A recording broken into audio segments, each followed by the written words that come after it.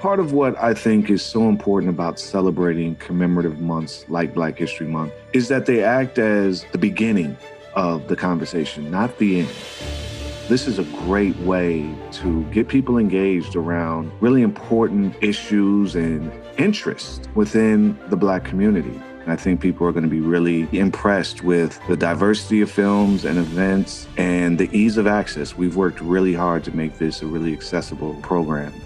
All of our events will be available on our MKE Film Facebook page, our Black Lens Facebook page, and our MKE Film YouTube page. So you can go to either of those pages and watch events for free. Our films will be available on our watchmkefilm.org page from February 1st through February 28th.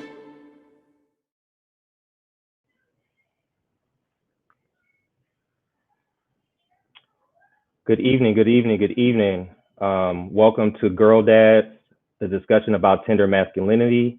We'd like to thank you for being here for Milwaukee Film's 2021 Black History Month program presented by Molson Coors. I'm Brunel Washington, Development and Membership Coordinator for Black Lens. For the month of February, Milwaukee Film is dedicating its new programming to films and events that celebrate, honor, and elevate Black culture and traditions. Engage with 30 films and a dozen events that inspire what we're calling the 3 C's: conversation, celebration, and community. This week, we turn our attention to representations of Black love and joy. In addition to tonight's conversation, please check out the Black Love and Joy Shorts program, particularly shorts programs Pillars, Sunny, and Junebug, which informed this discussion. Also, consider viewing feature films Olympia, The Outside Story, Somewhere in the Middle, or a one-night-only screening of Sylvie's Love, available this Saturday. All Black Love and Joy films and events are sponsored by UWM Sociocultural Programming and Madison 365. Visit mkefilm.org/BHM for more information and to purchase tickets and passes. Tonight, we bring you a special event featuring a prominent group of local Black men in a conversation about fatherhood's joys and the importance of being positive examples, particularly for their daughters. Moderator Shannon Reed, the Director of Innovative Strategies for Boys and Men of Color, United Way of Greater Milwaukee and Waukesha County, will lead this talk and get things started by introducing the panel. So once again, sit back and enjoy the panel discussion with these amazing men. Peace. So thank you so much, Brunel. It has been an amazing week. I'm so glad that we are able to have this conversation with you all. And I'm so excited. So I want to get started because I want to bring up our panel. So a couple of things. So when we think about, specifically when we're talking about Black Love and Joy Week, our specific conversation is around girl dads, right? And so one of the things I want to say specifically as we talk about this is that we're really going to try our best to really go deep and not go wide. We really want to talk about how we are going to really be able to help in our community. So what we know about love is that there is joy, that there is no joy without pain. So we got to think about that as we have this discussion. There is no joy without pain. And my intention is to get into both of them. So when I think about the film that we were asked to make sure we pay attention to and watch, what came up for me in watching Junebug, one of the things that I kept asking myself while I was watching it was, I understand that being a father, right? There's so much about being a dad. And when you think about being a dad, we're thinking about protecting our daughters, girl dads protecting their daughters. And as I was watching it, what was coming up for me, the curiosity I kept saying was, I know that this dad is protecting his daughter. But the question I was saying to myself is, what is this dad protecting in himself? How can we have this conversation about what he's protecting in himself? And so some of the things we're going to talk about, and we're going to get into a lot of things, a lot of great discussion. as we engage our daughters, and sometimes we have to talk about, as we engage them, what are the struggles that are going through them? I can just say that as a dad of a 14-year-old daughter, it has been a tough week with my daughter. It's been a tough week of trying to have that conversation that sometimes just gives you the head nod, or gives you the I don't know, or gives you the no, I'm okay. And sometimes we have to struggle through that with our daughters, because sometimes one, they don't think we're cool enough, or sometimes we think we are too cool and we're not asking the right questions. And so what I want to get to specifically is, how are we engaging our own struggles as dads? What are we doing and having the conversations when we talk to our daughters about what those struggles are, and how can we really get into those struggles of how we are in protecting our daughters? And so I want to bring up Chike to the conversation. Chike, I'm so glad you're here. Thank you for being here with us tonight. It's my pleasure. Thank you for having me. And the conversation, and as you have this, as we have this conversation and go back and forth, I want to just kind of take us slowly into how we're going to talk about girl dads tonight, right? And so one of the things that I just specifically want to talk about, commentary when we talk about dads, as a girl dad, as a one who has a daughter, as someone who is trying to do everything to protect them from all the things in the world, how are we tending to our own invisible struggles as being a girl dad? I think that my struggle is a series of contradictions because, as a young man with no kids, you see women in a completely different light. I have two daughters, one's 13, one's about to be 12. And I'm going through this struggle of how not to put out their light. We are all they're growing, and they're going to turn. I think the biggest fear for me is and I'm sure for a lot of fathers, is that sexual, when they reach that sexual interest, if you will, that they're not used, that they are strong and in control of what's going on. There are a lot of things that I talk to my wife about, my relationship with my daughters, and trying to have, and those conversations are centered around making sure that making sure my relationship with my daughters are not only father father demanding things. It's more of, we have a conversation, and I might not like it, but I have to listen to what she's saying. And I don't want to be a father from the past. I want to be open to them changing and to them exploring, because if they can't come to us, then they're going to go to somebody else and get the information. And those are very difficult ideas in my head, to know that at some point I have to be open to talking with my daughter about the other sex and their feelings, their true feelings about what's going on in their bodies. And I can't be like, but in my mind, I'm thinking, nope, we're shutting all that down. This is what you're doing, and you're gonna listen to me, and you're gonna stay locked in your room until you're 35. Then you can go out. So I really struggle with those two things.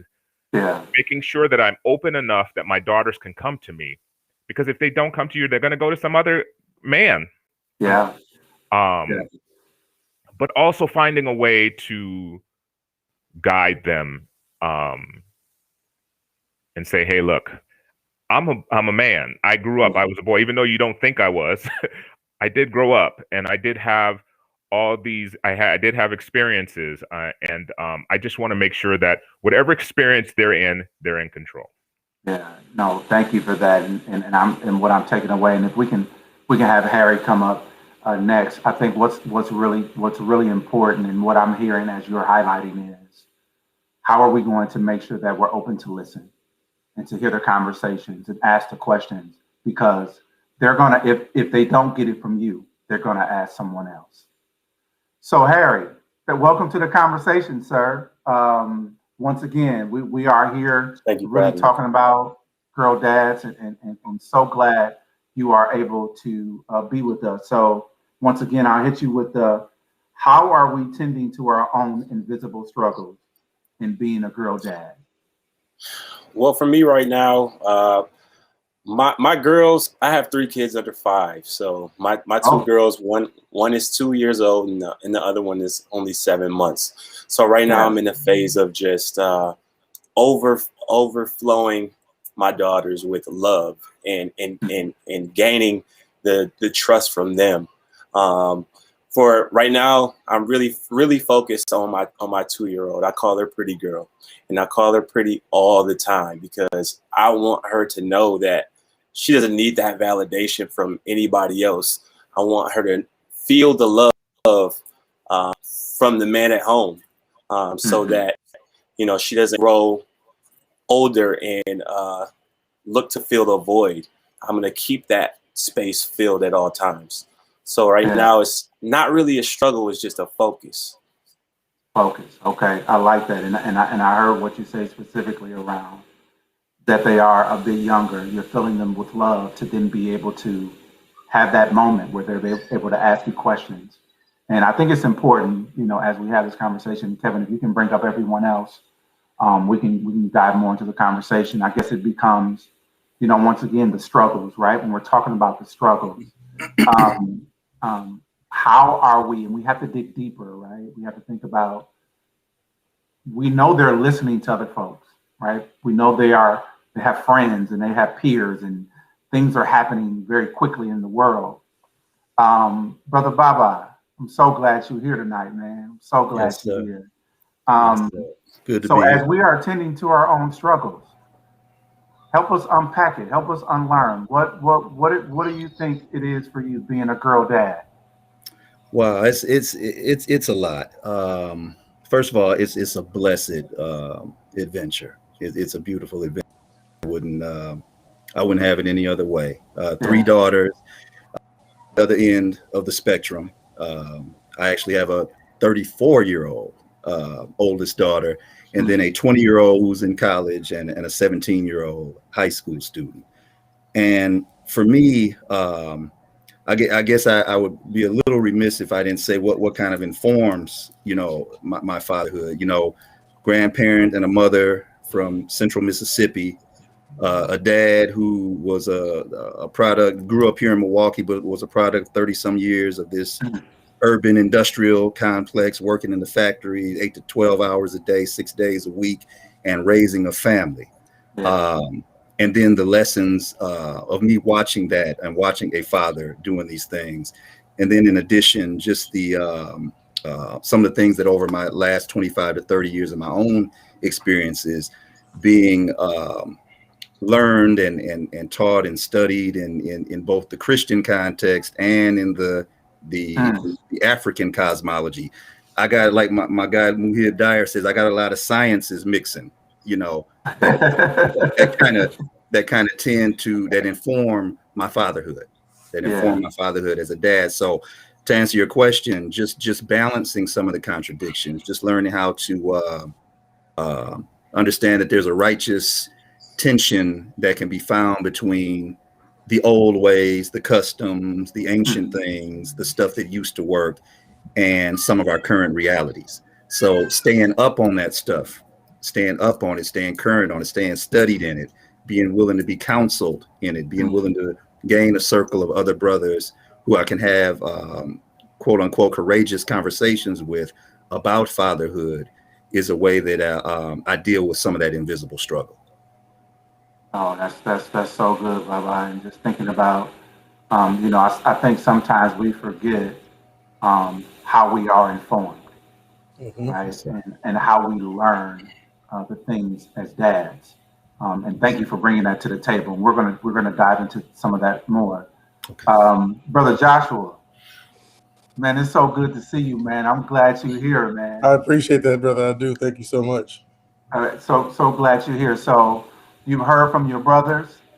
Tell us, what's the struggles, man? Tell me, talk to me. You know what? If I'm going to be honest, I'm going to be real. That's what I got to be in this forum, That's right? what we do. I feel like the biggest struggle in my current right now would be with conscious parenting, remembering that I'm a guide more than I am a boss. Hmm.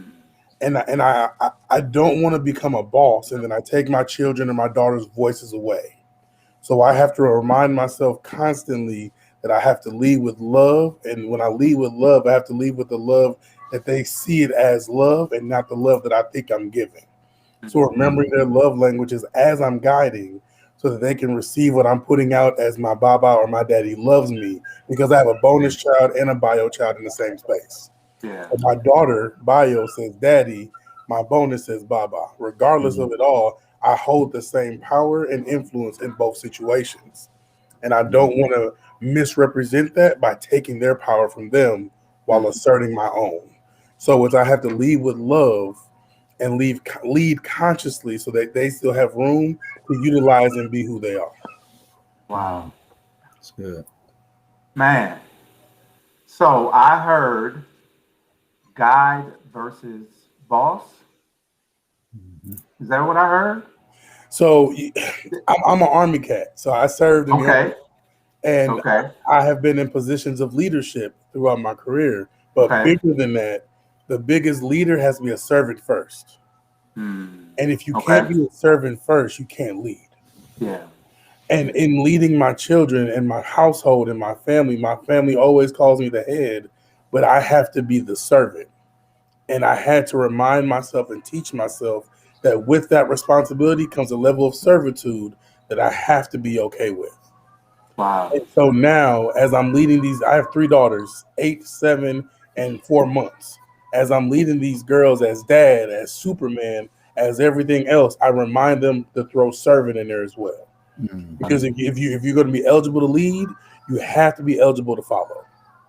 And so in that, and I want to make sure that, yeah, I mean, we definitely need to clap it up. I wish I had some cheer buttons or something right here to like throw flags and say all the stuff that you said. I want to bring Brother Dame into the conversation. Dame, are you with us?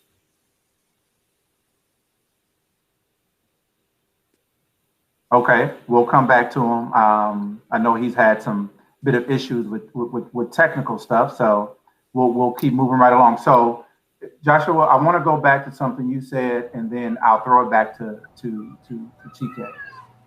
When you talk about the conscious, you say Conscious parenting, yes. conscious parenting. Mm-hmm. Tell me more about. Let's unpack a little bit of that. Give me some more about that. When you say conscious So parenting. to go to deep dive into what it means to me, I first have to give you who I am, right? Okay. As I said, I served 10 years in the military. When my wife met me and slowly started to date me before involving me in the kid's life, she came with a certain set of rules that I did not understand. Hmm. Conscious parenting being number one.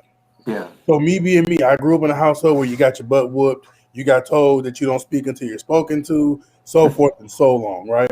So Mm-hmm. now fast forward to where I'm meeting her kids, I'm thinking these same things as I'm meeting free, carefree children. Yeah. Children who run around, who are unapologetically black, who are free, and they act it. Hmm. And I'm sitting here like, well, why won't they sit down? And why? And she had to remind me, my children are at home. They are free.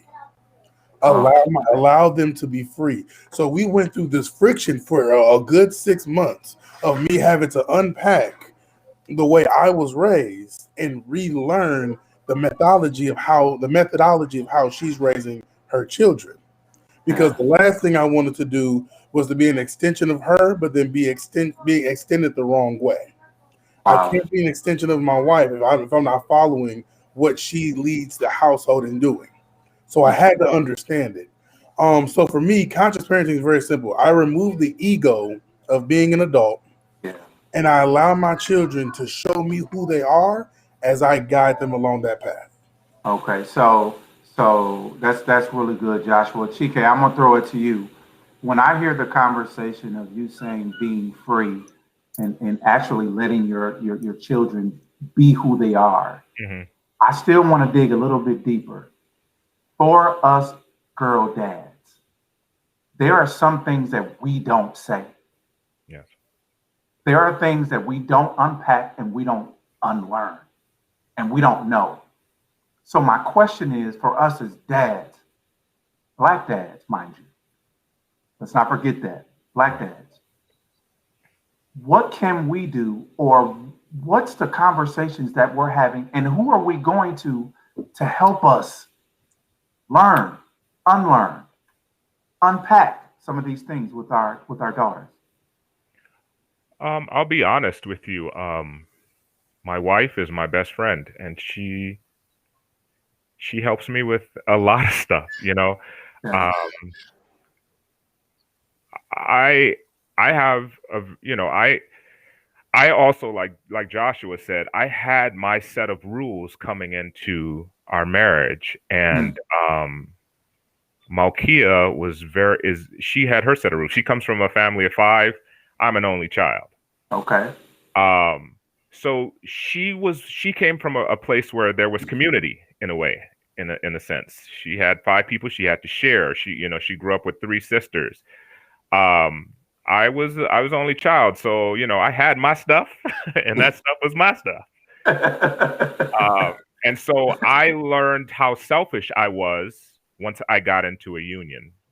And Hmm. then I learned how selfish, even how more selfish I was once we started having kids. And I wanted things a certain way. This is how I want it. And Malkia would be like, you know what? You can't do that because you're going to lose them. Yeah.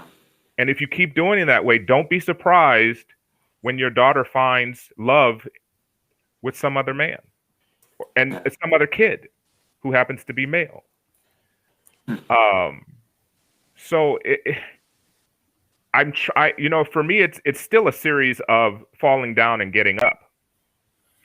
And so I do lean on my wife because she's a beautiful, black, intelligent woman. I lean on her a lot when I have to deal with my girls because I'm still, to this day, I'm still falling down and getting back up. And I think that's okay to fall down and constantly get back up as long as you're getting back up and you're learning from what you did before. Yeah. Um, I would say that's who I lean on the most. I haven't, I have a brother-in-law. I have brothers-in-laws, and I have friends, and we all have girls, and we're all struggling. And we talk to each other, but we're all struggling. And you're not alone. And that's what I realized too, is that you're not alone. I talk to my friend David, and he'll say stuff, and I'll be like, my daughter, my kids do the exact same thing. Yeah. And so sharing is really, the cliche is to say sharing is caring because you'll Sharing find is out caring. when you share with other men what you're going through who are in the same ballpark as you learn, and then you can look at your notes and be like, okay, yeah, that was probably not a good move. And also my wife has taught me to apologize. Hmm. So if I fall down on something, I can go back to my daughters and be like, "Hey, you know what? I'm sorry. I messed up." And that's something that's a big thing to me because before that, I would have just been like, "Well, they needed that lesson anyway." Yeah. So I wanna go to Brother Dame. Can you hear us now? I want to bring him into the conversation.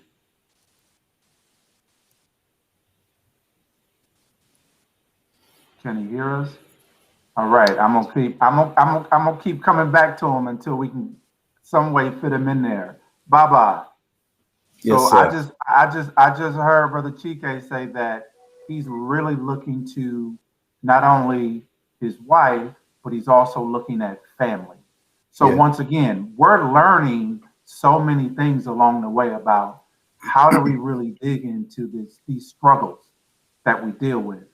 Give me your thoughts on once again who we're talking to, how we're having the conversations, and who are we talking with? Well, First of all, it's beautiful to hear Chike say that his wife is such a source for the answers. I would agree. It's definitely the same in my household. My wife of 22 years. But I would also say that the young people, because of the way society is arranged at this particular time, themselves are the greatest source of our answers. I heard all the gentlemen talking about the ability to listen, the ability to listen to our daughters, the ability to hear, to not take on a constitution of I'm coming with the answers and you are to listen, you are to be lectured to, you are to consume, you are just this open canister that I am pouring things into as a father. That is definitely a huge mistake. We're talking about a society, especially when we're talking about adolescents, where there are so many, the sources of their information are so broad that our daughters' access to information, our daughters' access to the answers that they're looking for, it's all out there, and we have to have the ability. We have to have the ability to journey along with them, and to help them kind of juxtapose and compare and contrast some of the things that they're touching on without being judgmental. They're hearing this, they're learning this particular thing. They think that this particular thing is the correct thing to do, to act, a behavior, a particular value. And we have to be willing to explore and journey along with them in humility. And we almost have to, and that transparency is so critical. We have to be able to, and let me just say this real quick. It's if you all noticed, there was a time when we needed to be or we felt like a dad needed to show up on the white horse with the white hat and be the hero. Okay. If you look at even in trends in popular culture right now, the hero ain't the coolest dude on TV no more. It's the anti-hero. And I'll tell you what I mean by that. Our young people are growing up in a society, youth and young adults, where the person that they respect the most is that person who has some of that. They're clear that there's mistakes. It's clear that they're not perfect. It's clear that this person is not somebody who was going to ride in here with these perfections and he's just going to do everything the correct way. As a matter of fact, I feel you more when I can taste and smell your imperfections and some of the things about you that aren't all that good. So dad, I already know you ain't perfect. I need you to show up differently for me as that anti-hero. You know, we see it on Ozark. We done seen it on The Wire. We done seen it on Breaking Bad. These anti-heroes are all out there. Orange is the new black. That's what society is now. So dad has to in some way have the ability to show up in that type of realness, in that type of reality. We don't want to be overly explicit in what we may expose, but we can still be what I call sensitively explicit, you know, things that are developmentally appropriate for our young people, and say, hey, this is where I am. This is what I've been struggling with, just like you struggled today in school, just like you struggled today with your friends, just like you dealt with that thing in social media. Dad ain't perfect either. You know, so just some of that ability to kind of navigate that kind of terrain, I think is helpful. That's so good. Dame, can you want to jump in here on this?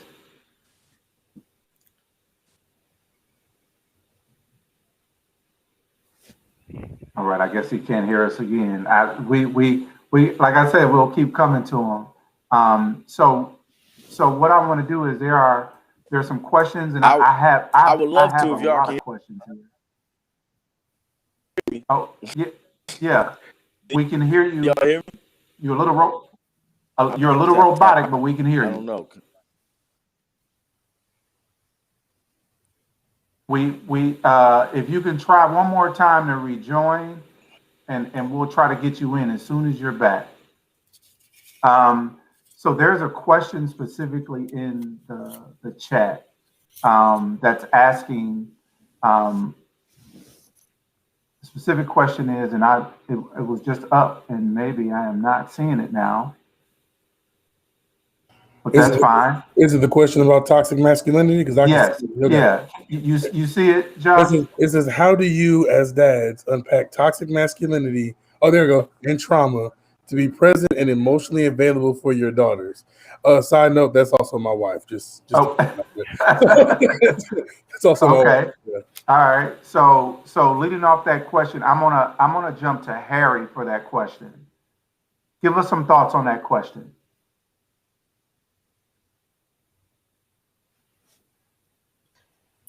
Well, how do you unpack those things? I would say, to go back to the question. Yeah. Because it's not up. Can you yeah, put it up again? How do dads? How do you as dads unpack toxic masculinity and trauma to be present and emotionally available for your daughters? I would say, addressing those things, finding a source to be able to get to the root of, your own traumas and issues, because without addressing those things, you won't be able to make the space available to pour into your own children. So finding therapy, or whether it's your religious following, or background, or even a mentor.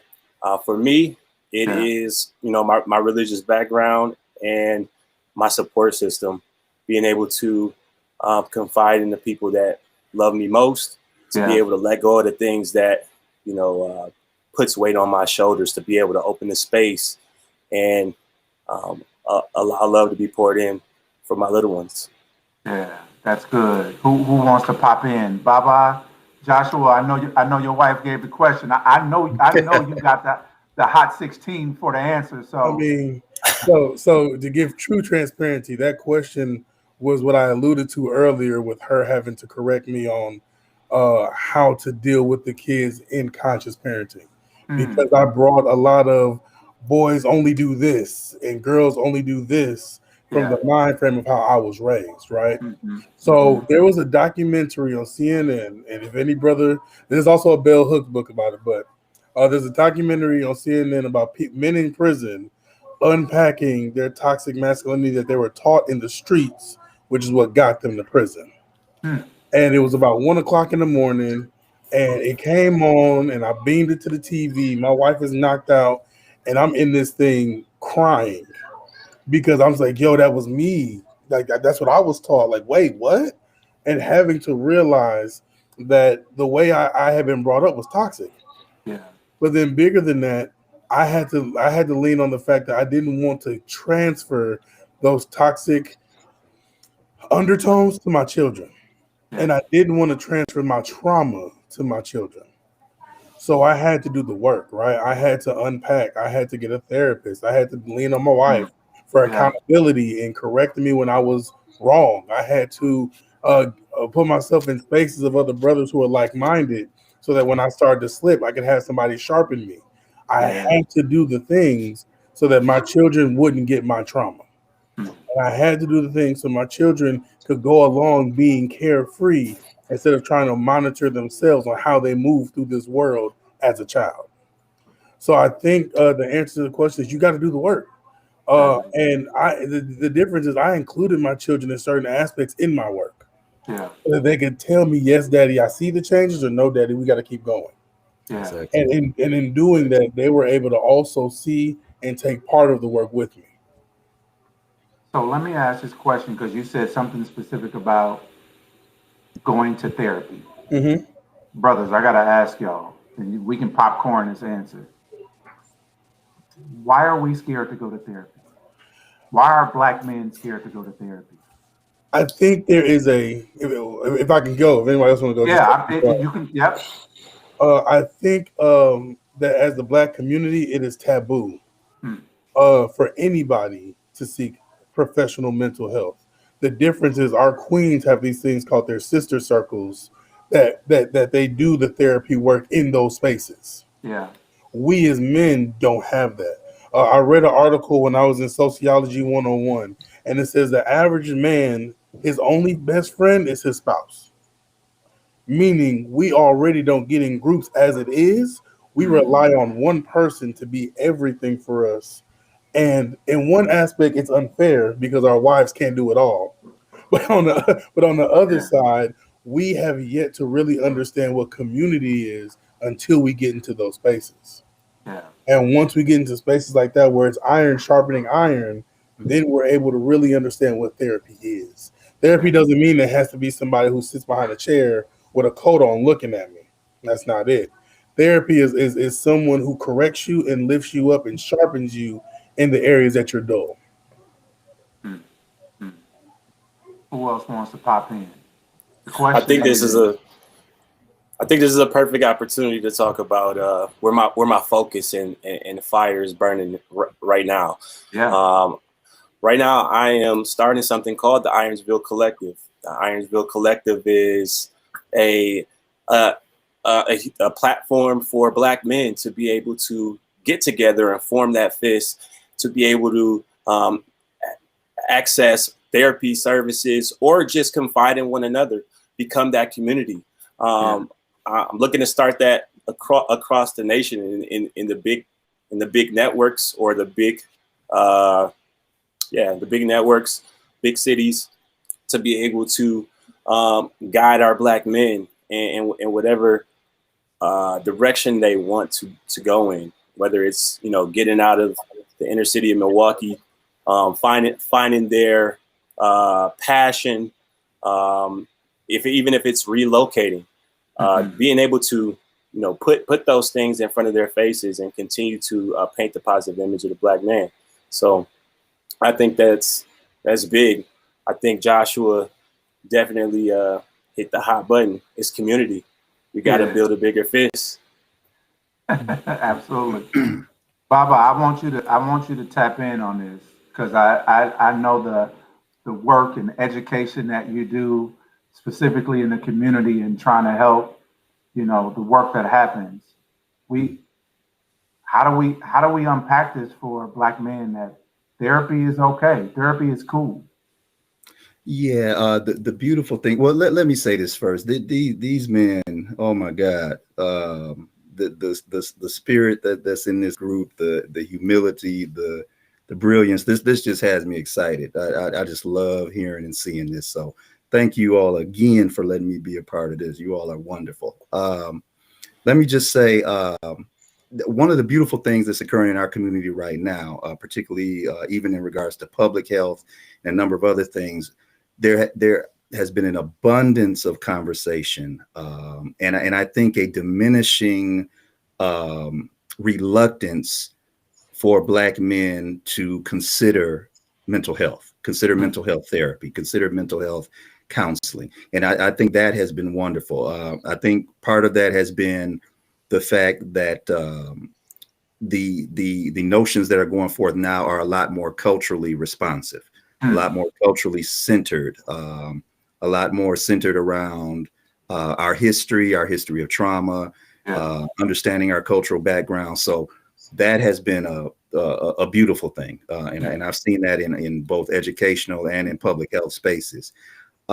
Just to touch back, if I may, the wife's question about toxic masculinity. Can I touch back on that? Because that is such a wonderful question. I think one of the biggest things that we need to do is to study the roots and the origins of our conception of manhood and fatherhood as well. Because when we don't realize that a lot of what we consider to be strong black daddy, strong Black man, when we realize sometimes how we've been tricked in the sense that a lot of that we think is all good is really coming from conceptions of white supremacy and capitalism. It's a huge trick. It's a huge twist in the game, and it impacts our views on how we deal with our daughters. It impacts our views on how we deal with our wives, and that's where it becomes toxic, because the toxicity is in the essence of the racism and the white supremacy and the the dollars of capitalism and how all of that gets ingrained in our psyche and how we move. So, I mean, and that's a whole nother topic, but I think that's just something that everyone needs to be aware of and constantly studying, exploring, talking about that. How do we exorcise that demon of that stuff that's in us of white supremacy that we think is making us strong black man, strong black daddy, when really it's toxic as all get out. Yeah, that's so powerful, Baba. Thank you for highlighting that and lifting it up. And one of the things I wanna ask you all. As I stated earlier, it's been a tough week for me with me and my daughter, and we've been back and forth and at it. Right? She's 14. She's strong-willed, and I am definitely trying my best to be flexible and adjust in this space. And I guess I have a couple backbones that I can go to and have conversations with to help me to get right, to check me. Like, well, Shannon, maybe have you thought about it this way, or have you done it this way? And I really want to go in a little more deeper. All of us don't have that. Right. All of us don't have that backbone or the conversations we can have to correct us as men, right? As men with daughters. A lot of us don't have that person to be like, man, you can't do that to your daughter. No, you can't say that to your daughter. And what I want to know is, where can we? I mean, I know we have to build, a unit. We have to be stronger together. There are some brothers who don't have somebody to talk to help them with when they're talking to their daughters. My question again is, what can we do to help, to assist, to ask the questions? Because we have so many things to unpack and unlearn that we don't even know what we have to unpack and unlearn. Right? So my question is, what do we say to those brothers out there that's trying, right? That's trying. What do we say to them to dig deeper on? You have a daughter. You have to do everything you can. You have to show up. You have to be there. What can we do, and what words can we say to them that's going to help them? Anybody? I feel like I talk a lot, so I'm gonna wait. It's okay. So as we're talking about this, me and my wife are texting, and I think first and foremost, if anybody knows my story, right? I became a bonus father before I was legitimately in my biological daughter's life. As far as a everyday presence, paying is one thing, but being there, moving in those spaces, being accountable for her actions because I'm there every day to tell her and guide her everywhere, right? I think first and foremost, we have to understand that I got to where I am because I listened to Black women first. So let's be completely 100. My wife had to sit me down and teach me the experiences that she had, and I had to just shut up and listen. So Joshua, is that it? We don't want to listen to Black women? Is that our problem? That's part of it, right? Because when you definitely part of it. There's multiple ways to listen to women, right? You could be listening to argue. You could be you need to listen to gain understanding knowledge. I.e., perfect example. My wife explained to me how when she goes out with her girls, they have to color coordinate outfits and they have to wear specific things because depending on where they're going, they don't want that kind of attention. Wow. I can promise you, no fella on this panel can say, I had to watch what I wear when I go out. Nah. And I promise you, the first time she told me, I fought it. Like, what you mean? No, what you mean? Wait, no, Josh, shut up and listen. I have to look at it from the lens of your experience. This is what you experience as a Black woman every day. Yeah. So guess what? First off is understanding we're raising Black women. Why not get experience from Black women? Right. That's first and foremost. If you're going to raise a Black woman, you got to be able to identify with the experience of a Black woman. Because once you can identify, then we can start changing things. Then we can start putting in implementations to better assist our young Black women. Once again, not trying to take your voice away, but guide you through this properly, right? Yeah. And then secondly, after I listen to Black women, I got myself a collective of brothers. For any brother who's watching this who says, I ain't got a collective, hi, my name is Josh, aka Melanated Daddy. Tap in, let's do it. And it's that simple, right? Because my thing is iron sharpens iron. If I don't make myself available to you, then I'm failing my mission. Point blank, period, right? So first off, listening to Black women, but second off, getting a collective of brothers who are not going to just listen to these Black women, but start to change. You gotta implement something. Even if you talk to every young brother you see, hey, young brother, hey, I need you to pull your pants up. I need you gotta be able to start somewhere, because listening to the stories and then letting them fall on deaf ears does nothing but tear away the stories that our queens are giving us, the gems that we're not utilizing. Yeah. TK, did you want to jump in here? I felt like.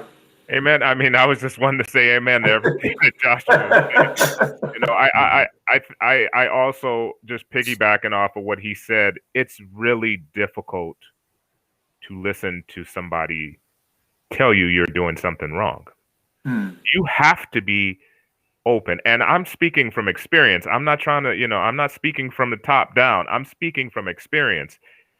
My wife will say stuff to me sometimes and I'll be like, who are you talking to? In my mind, I'm like, who is she talking to? Yeah. I have to go away sometimes and just sit with it and think, oh, wow, she was absolutely right. She was absolutely right. But my ego is so huge that at the moment, it's like I'm feeling attacked. And so what do? Is I attack back. Yeah. And then it doesn't become about growing your child. It becomes about being right. And I think as men, because we're taught that, somebody steps on your shoes, you're ready to fight them. That's what we're taught. We're taught to walk with our chest out and all this stuff. Yeah. So when we get into our houses, into our homes, we don't know we're using that same tactic with our family. And so we have to be able to, you feel it and you go, okay, let me take a step back and just listen for a quick second, or listen and not reply to anything. Take a moment to let it sink in before you reply, because it's not about you. It's about your daughter. Don't make it about you. Stop making it about you. And that's what I try to say to myself a lot of times. Chike, stop making it about you, because it's not about you, brother. It's about raising that girl the correct way. And I know you're mad. I know you're hurting because what was said was true. But take a moment, swallow it, and listen, and just listen. And this is after listening. I call it after listening. After it's been said, then take it away and then go listen to it again. Yeah. That's really good. I want to make sure I save some space. Brother Baba, Harry, do y'all want to pop in here? I have another question that then popped up, but I want to make sure y'all got space, because we're trying to give them the tools and also teach a little bit so it can help all of us. Yeah, I would just say real quickly, I mean, they've really nailed it in some of their comments. I think we need to, it's been touched on, we have to relieve and release some of that weight from our parents and partners or our spouses, the mothers. We have to begin to release some of that weight. We have to recognize that we can't defer. We tend to defer certain instruction to our daughters. We tend to defer too much of it to mama. We defer too much of things that we can handle, things that we are equipped to. We're a treasure trove of experiences and insight into, particularly when we're talking about relationships, when our daughters have reached that age and they're having thoughts about relationships. We're a treasure trove of knowledge. We've experienced things, and we have to be able to take advantage of those opportunities, provide insights when they're dealing with their insecurities, when they're exploring various things. We have to trust that we have insight as well. We may not be able to talk as much maybe about the physical body as women can, but the thoughts, the insights, the fears, the anxieties, particularly around adolescence, we can touch on that. And we need to begin to be more intentional about that and courageous about doing it. Now we need to equip ourselves first. We need to be equipped. So you ain't saying a bunch of mess, but once equipped and once we've had circles, once we've had conversations, once we have a backbone of individuals who are able to help us inform these types of conversations, we have to step into those spaces because it's just too much for mom. It's too much. It's too heavy. Harry, I saw you lean in a little bit. Was there something you wanted to add? You were sitting there. Basically, I wanted to say, perspective is everything, and being able to listen to the woman of the household, your wife. Us men do need our Black women, our wives, to kind of guide us and give us that that extra push to do more when it comes to raising little girls, and also just knowing that it's not always about being right or wrong, but also just it's okay to have two different perspectives and meet in the middle. So compromise comes too. No, this is so good, fellas. You are teaching, and you all are definitely getting your flowers in the chat.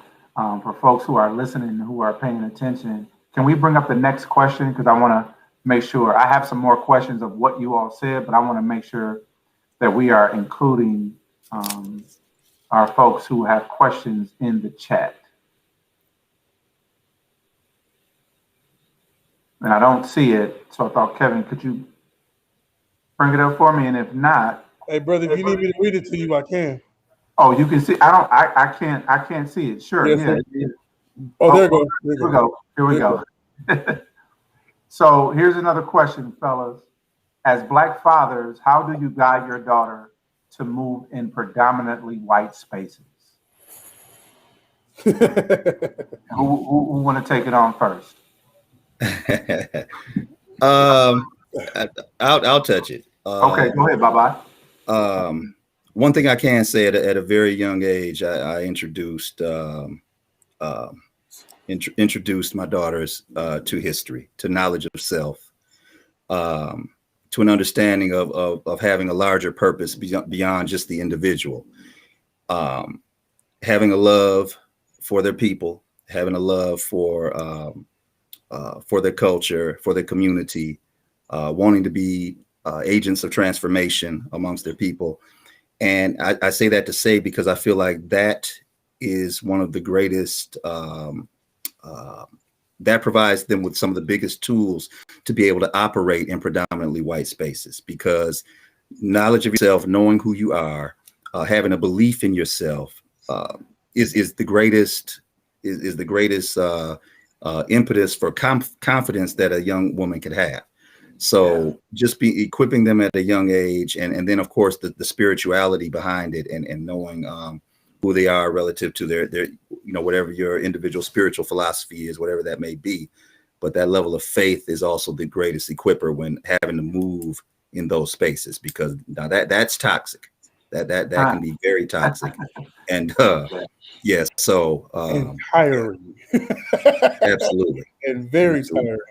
I carry a slightly different perspective than Baba, and not that he's wrong, right? But because Baba said it spot on. I have raised every one of my children to be unapologetically you. I don't care who don't like you. I don't care who say you. My children pick out their own clothes. If it don't match, guess what? That's what she wants to wear. It is what it is. My children are unapologetically themselves. So my daughter can walk into a room of white people and I'm more nervous than she is. She is unapologetically, I'm Marley, deal with it. Boom. And either you're going to deal with it or you're not. But it's not on her to decide that. She's going to be who she is in those spaces unapologetically. Anybody who's met my child will tell you, she don't care. But that's all of them, from Kingston, Marley, Kalani, and even baby girl at 4 months. Be you. Don't let no one tell you what you look like. You define what you look like. And at that moment, they move as such. Daddy told them to, so now they do it. So I think as parents, empowering them to be themselves, be different. It's okay. I don't want you to be like everybody else. Be different. Be who you are and make it work. Yeah. And I think to your point, and Harry, I'll let you jump in. No one can beat you being you. Exactly. Yeah. Go ahead, Harry. I think Josh hit it on the head again. Growing up, I went to a suburban school and I found myself kind of trying to conform to what they had going on. And over the recent times, my whole mindset has changed, and it has equipped me in a way to instill in my kids to be who you are. There's no more trying to align with white spaces because they don't care. They don't care about what you have going on, and it's not even in a rude way. Just be who you are. Who cares what anybody else thinks? Do what you're supposed to do, but there's no right or wrong way to do it. That makes sense. Yeah. Chike, did you wanna drop in here? I got another question, but I want to make sure I save some space for you. I'm blessed because I come from a family that's very proud of their blackness. So just kind of being brought up in it. I know when my girls were young, it's tough because when you see all the cartoon shows, or 90% of the 99.9% of the cartoon shows are white, have white girls. They love Disney, and 99.9% of Disney is white. Yep. That's right. That's right. I remember one time my daughter, my old about hair or something, and I went in and I have a Pinterest app, and I went in that Pinterest app and I must have pulled up, I don't know, 15 black women with afros and said, "Is she pretty? Is she pretty? Is she pretty? Is she pretty?" Because you look exactly like them. Yeah. And they're all beautiful. And so for young black girls, it really is tough, trying to make sure that you're always lifting them up. Baby, you're beautiful. I tell my daughters that as much as I can. Baby, you're beautiful. And they are. I'm not doing it just because I need to. I do it because they are. And they know when they know when it's fake. They know when it's fake. They do. And you really got to look into them and say, you are special. Joshua, Harry, and Baba said, you are special. I don't care what those girls look like. You are special. And you need to walk like you're special. Because if you don't, the world ain't going to give it to you. What the world's going to do is they're going to see that timidness. They're going to see that you're scared, and then they're going to eat you up. You have to be like, I'm special. And I'm going to make sure that you know that you're special. My daughters take ballet, and they're two black girls in their class doing ballet. Right. And like I was talking to my daughter a couple of days ago. I was like, "So, how's it going?" She's like, "Great. I'm doing great in class." I was like, "You made any friends?" She's like, "No, but I'm in class doing it." That's great. So there's a couple more questions, and we are, fellas, we have been going at it. Y'all have been dropping these gems. I have one question, and then what I want to do is, with this last question, if I can get two of y'all to answer, because the last question I want to ask, and then we'll bring up Renell. I want to ask a specific question about us. About us specifically. So the question that is asked was, if two of y'all can answer, how do you balance loving behavior with discipline? How do you balance loving behavior with discipline? Shannon, I want you to know all four of us are sitting there like, who's going to take this? Okay. We all got a different point of view and a perspective on it. So I feel like I've talked too much. I'm gonna yield to Brother Harry on this one. Okay. I think for me, with my girls, most of my experience right now is with my 2-year-old, and this is prime discipline time. And I can't stop loving her though at the same time. So it's a hybrid situation, I would say. But I pick the times where, where I mean what I say, and I think she understands that. I just stay consistent in what I stand for, what the rules are. And if I hurt her feelings, which I do sometimes, I always end up apologizing in the end. I don't know how that always works, but I'm always the one apologizing. But she does understand, that was the wrong thing to do. So for me, it's just smoothing it over in the end. You still have to be that disciplinary when the time is when that time is there. So consistency is key, I would say. Stay consistent with both. Okay. It is. Go ahead, Josh. I think for me, and I'm trying to choose the best way to put this, right? Because I was raised with the same hand. My motto is the same hand I love you is the same hand I'll discipline you with. And if you discipline correctly, it still comes off as love. Let's start there first, right? Discipline, it doesn't mean it hurts. Discipline, it means it's correction, right? So my correction doesn't have to be abrupt. My correction doesn't have to be completely destroying you. My correction can simply be, don't do that again, okay, bud? Let's go play. And that's it. And it's that simple, right? I've had to master this because I came from the school of thought where discipline was destroying. I need to get your attention. I need to get you. And I've had to learn through my children, especially my middle child, because Marley wasn't taking it. She wasn't going. That if you're going to discipline me, you need to discipline me in a way that I receive it. And you need to make sure it still comes off in a way that I can digest it. In a lot of situations, we yell at people or we yell at kids or we do things. And the moment we started doing it, what we said went through their head and out the window. Because we lost them the moment we started coming at them aggressively. Versus coming at them on their level. Hey, sweetheart, hey, we don't do that, right? Okay, let's go play. Come on. And that's it. And she remembers that. She holds on to it. I can tell my child in the nicest voice right now, hey, go get ready for bed. Hey, don't do that again. And it's done. It doesn't take a lot. So I feel like we need to stop trying to make correction and love be two different things. When in reality, I can correct you with love, and it's all the same flowing thing. Correction, though. You have to lay some sort of a ground, like it's got to be some groundwork to be laid down first. That's what I think. I'm a bonus daddy, brother. I came in here, and all I had to say was a word, and it was done. Number one, we're dads, and kids know a daddy when they see a daddy. That's paramount. I don't care who the kid is. You can say daddy when you see a daddy. It ain't got to be your daddy, but you know that's daddy, and you know what it is. It doesn't matter. It doesn't matter, right? So I don't have to do anything other than love you and correct you gently. And it works. My wife gets mad because she has to go above and beyond to correct, and I say a word and it's done. Because kids, especially girls, they know they daddy. They know that thing. So when daddy said do this, I got to do it. Done. And it don't take all that effort. And I got a son who does the same thing.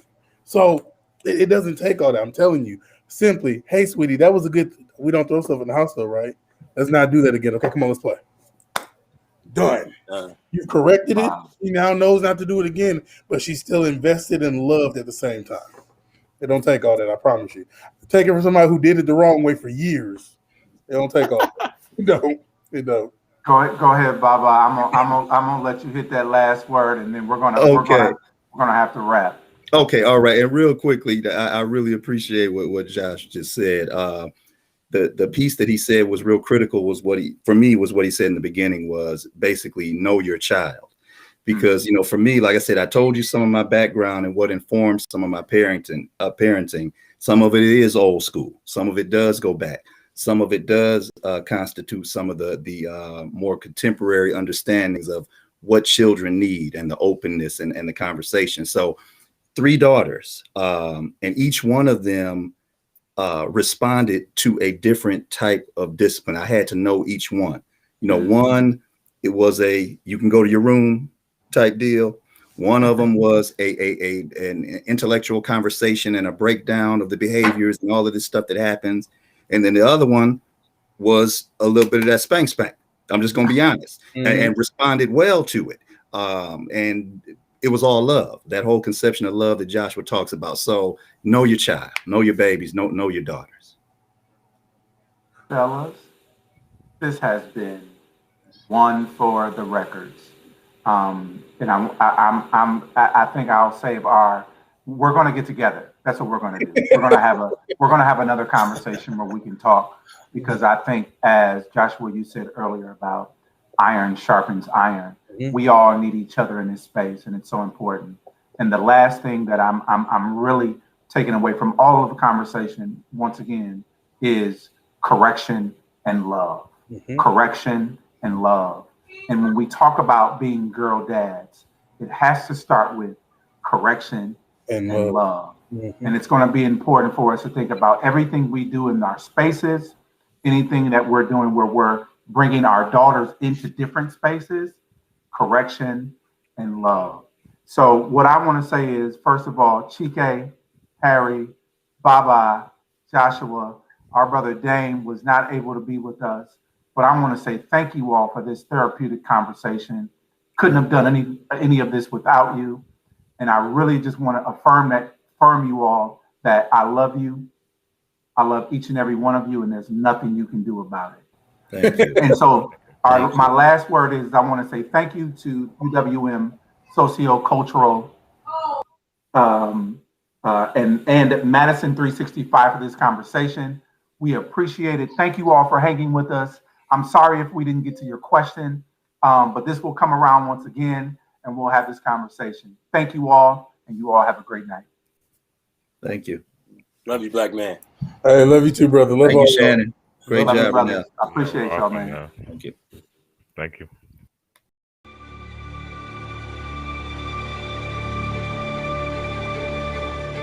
Part of what I think is so important about celebrating commemorative months like Black History Month is that they act as the beginning of the conversation, not the end. This is a great way to get people engaged around really important issues and interests within the Black community. And I think people are going to be really impressed with the diversity of films and events and the ease of access. We've worked really hard to make this a really accessible program. All of our events will be available on our MKE Film Facebook page, our Black Lens Facebook page, and our MKE Film YouTube page. So you can go to either of those pages and watch events for free. Our films will be available on our watchmkefilm.org page from February 1st through February 28th.